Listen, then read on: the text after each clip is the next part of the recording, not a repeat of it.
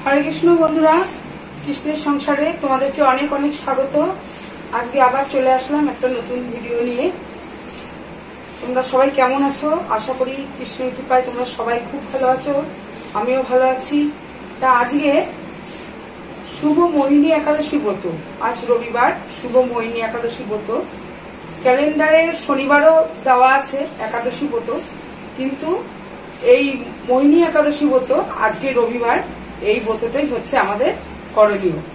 তার কারণ দশমী সংযুক্ত ব্রত বর্জনীয়, শাস্ত্রে বলা হয়েছে যে এই ব্রতের সাথে একাদশী সংযুক্ত না থাকবে, সূর্য উদয়ের পর যেই ব্রত একাদশী না পড়বে সেই ব্রত আমাদের করণীয় নয়। তা শাস্ত্রে বলা হয়েছে যে এই মোহিনী একাদশী ব্রত আজ রবিবার। তা আজকে আমি তোমাদের কাছে এই মোহিনী একাদশীর একটু মাহাত্ম্য পাঠ করব, তোমরা শ্রবণ করো। তারপরে বলছি তোমাদেরকে যে এই একাদশী ব্রত আমরা করে তার দ্বাদশী আমরা কখন পালন করব সেই সময়টাও তোমাদের আমি দিয়ে দিচ্ছি স্ক্রিনে। তাহলে মোহিনী একাদশী ব্রতের মাহাত্ম্য কথা। কর্মপুরাণে বৈশাখ শুক্লপক্ষের মোহিনী একাদশীর ব্রত মাহাত্ম্য বর্ণনা করা হয়েছে। মহারাজ যুধিষ্ঠির বললেন, হে জনার্দন, বৈশাখে শুক্লপক্ষীয় একাদশীর কি নাম, কি ফল, কি বিধি, এ সকল কথা আমার নিকট বর্ণনা করুন। উত্তরে ভগবান শ্রীকৃষ্ণ বললেন, হে ধর্মপুত্র, আপনি আমাকে যে প্রশ্ন করেছেন পূর্বে শ্রীরামচন্দ্র বশিষ্ঠের কাছে এই একই প্রশ্ন করেছিলেন। তিনি জিজ্ঞাসা করেছিলেন, হে মুনিবর, আমি জনক নন্দিনী সীতার বিরহজনিত কারণে বহু দুঃখ পাচ্ছি, তাই একটি উত্তম ব্রতের কথা আমাকে বলুন, যার দ্বারা সর্বপাপ হয় ও সর্বদুঃখ বিনষ্ট হয়। এই কথা শুনে বশিষ্ঠদেব বললেন, হে রামচন্দ্র, তুমি উত্তম প্রশ্ন করেছো। যদিও তোমার নাম গ্রহণে মানুষ পবিত্র হয়ে থাকে, তবুও লোকের মঙ্গলের জন্য তোমার কাছে সর্বশ্রেষ্ঠ ও পরম পবিত্র একটি ব্রতের কথা বলছি। বৈশাখ মাসের শুক্লপক্ষিয়া একাদশী মোহিনী নামে প্রসিদ্ধা।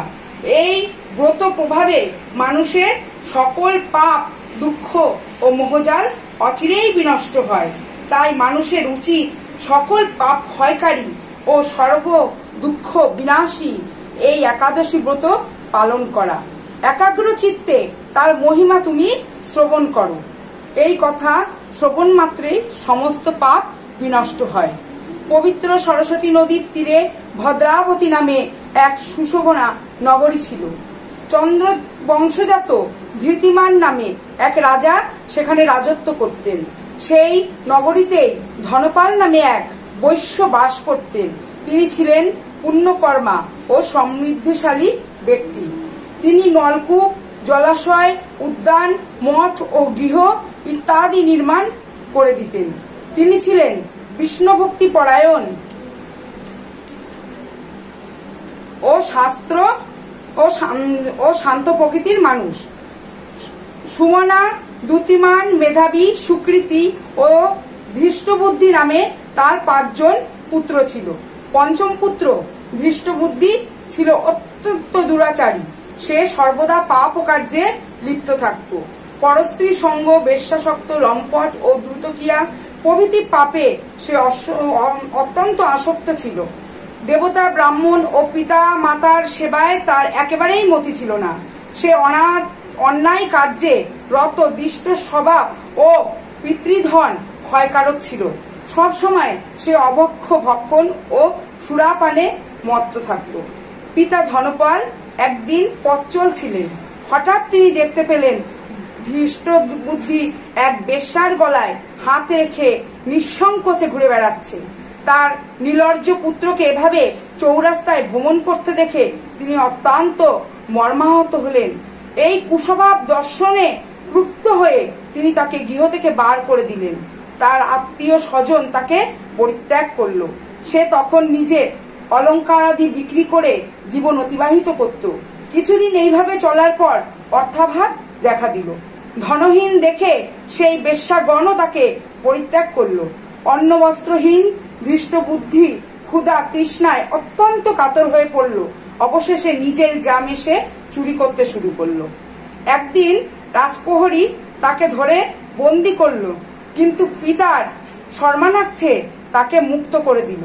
এভাবে বার কয়েক সে ধরা পড়ল ও ছাড়া পেল, কিন্তু তবুও সে চুরি করা বন্ধ করলো না। তখন রাজা তাকে কারাগারে বদ্ধ করে রাখলেন। বিচারে সে করাঘাত দণ্ডভোগ করল। কারাভোগের পর অন্যান্য উপায় ধৃষ্টবুদ্ধি বনে প্রবেশ করলো। সেখানে সে পশু পাখি বধ করে তাদের মাংস ভক্ষণ করে অতি দুঃখে পাপময় জীবন যাপন করতে শুরু করলো। দুষ্কর্মের ফলে কেউ কখনো সুখী হতে পারে না, তাই সেই দৃষ্ট বুদ্ধি দিবারাত্রি দুঃখ শোকে জর্জরিত হয়ে থাকতো। এভাবে অনেক দিন অতিবাহিত হলো। কোনো পুণ্য ফলে সহসা একদিন সে কৌন্ডিন্য ঋষির আশ্রমে উপস্থিত হলো। বৈশাখ মাসের ঋষিবর গঙ্গা স্নান করে আশ্রমের দিকে প্রত্যাবর্তন করছিলেন। শোকাকুল ধৃষ্টবুদ্ধি তার সম্মুখে উপস্থিত হন। ঘটনাক্রমে ঋষির বস্ত্র হাতে এক বিন্দু জল তার গায়ে পড়ল। ঘটনাক্রমে ঋষির বস্ত্র হতে এক বিন্দু জল তার গায়ে পড়ল। সেই জলস্পর্শে তার সমস্ত পাপ দূর হয়ে গেল। হঠাৎ তার শুভবুদ্ধির উদয় হলো। ঋষির সামনে সে কীর্তাঞ্জলি ফুটে প্রার্থনা করতে লাগলো, হে ঋষি শ্রেষ্ঠ, যে পুণ্য প্রভাবে আমি এই ভীষণ দুঃখ যন্ত্রণা থেকে মুক্তি লাভ করতে পারি তা কৃপা করে আমাকে বলুন। ঋষিবর বললেন, বৈশাখ মাসের শুক্লপক্ষের মোহিনী নামে যে প্রসিদ্ধ একাদশী আছে, তুমি সেই ব্রত পালন করো। এই ব্রতের ফলে মানুষের বহু বহু জন্মার্জিত পর্বত পরিমাণ পাপরাশি ক্ষয় হয়ে থাকে। মহামুনি বশিষ্ঠ বললেন, কৌন্ডিন্য ঋষির উপদেশ শ্রবণ করে প্রসন্ন চিত্তে দৃষ্টবুদ্ধি সেই ব্রত পালন করল। হে মহারাজ রামচন্দ্র, এই ব্রত পালনে সে নিষ্পাপ হলো, দিব্য দেহ লাভ করল। অবশেষে গরুরে আরোহণ করে সকল প্রকার উপদ্রবহীন বৈকুণ্ঠ ধামে গমন করল। হে রাজন, তিলকে মোহিনী ব্রত থেকে আর কোনো শ্রেষ্ঠ ব্রত নাই। যজ্ঞ, তীর্থস্থান, দান ইত্যাদি কোনো পুণ্যকর্মই এই ব্রতের সমান হয় না। এই ব্রত কথার শ্রবণে কীর্তনে সহস্র গোদানের ফল লাভ হয়। হরে কৃষ্ণ। জয় জয় একাদশী ব্রত মাহাত্ম্য কি জয়, মোহিনী একাদশী ব্রত কি জয়। হরে কৃষ্ণ বন্ধুরা, তাহলে আমি তোমাদের আজকে এই মোহিনী একাদশী ব্রত মাহাত্ম্য পাঠ করে শ্রবণ করালাম। কারণ এই ব্রত মাহাত্ম্য শ্রবণ করলেই তৎক্ষণাৎ সমস্ত পাপ বিনষ্ট হয়ে যায়। তা এবার আমি আসি পরবর্তী কথায়, যে এই ব্রত তোমরা কিভাবে পালন করবে।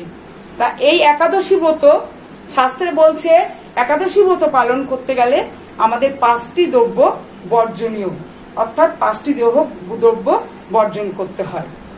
যেমন পঞ্চরবি শস্য, ধান, গম, যব, ভুট্টা এবং সরিষা, এই 5টি সংযুক্ত কোনো খাবার গ্রহণ করা যাবে না। তাহলে কথা হচ্ছে আমরা কি খেয়ে তাহলে একাদশী ব্রত করব। একাদশী ব্রত করার জন্য আমরা 12টা পর্যন্ত উপবাস রাখলেই আমাদের পক্ষে ভালো। যারা যারা পারেন তারা নির্জলা একাদশী ব্রত করেন, কিন্তু আমাদের মতন মানুষ আমরা তো সবসময় নির্জলা ব্রত পালন করতে পারি না, উপবাস সবাই রাখতে পারেন। এখন মানুষের অনেক রকম প্রবলেম শরীরে। তা আমাদের জন্য শাস্ত্রে বলা হয়েছে যে আমরা একাদশীর দিন অনুকল্প প্রসাদ গ্রহণ করতে পারি। অনুকল্প প্রসাদ কি? তাহলে অনুকল্প প্রসাদের মধ্যে পড়ছে যেমন আমরা আলুর সবজি, বাদাম সেদ্ধ, তারপরে বিভিন্ন প্রকারের ফল, দুগ্ধজাত দ্রব্য, আমরা এই সমস্ত আমরা গ্রহণ করতে পারি। আর একটা কথা, একাদশী সম্পূর্ণ হলে পরের দিন দ্বাদশী সময় মতো পালন করা কিন্তু অবশ্যই উচিত। তাই সময় মতো যেখানকার যেভাবে সময় দেওয়া হয় সেইভাবে আমাদের পালন, সেই সময়সূচি অনুসারে পালন করে আমাদের এই একাদশী ব্রত সমাপ্ত করতে হয়। তাহলে বন্ধুরা তোমরা দেখো, আমি পালনের সময়সূচিটা দিয়ে দিচ্ছি স্ক্রিনে, দেখে নাও। তাহলে হরে কৃষ্ণ, তোমরা সবাই একাদশী ব্রত পালন করবে। আর একাদশী ব্রত করার পরের দিন সকালবেলা পারণের সময়সূচি অনুসারে সবাই দ্বাদশীতে প্রবেশ করবে। হরে কৃষ্ণ। আজ এই অবধি, আবার দেখা হবে অন্য কোনো ভিডিওতে। সবাই সুস্থ থাকো, ভালো থাকো।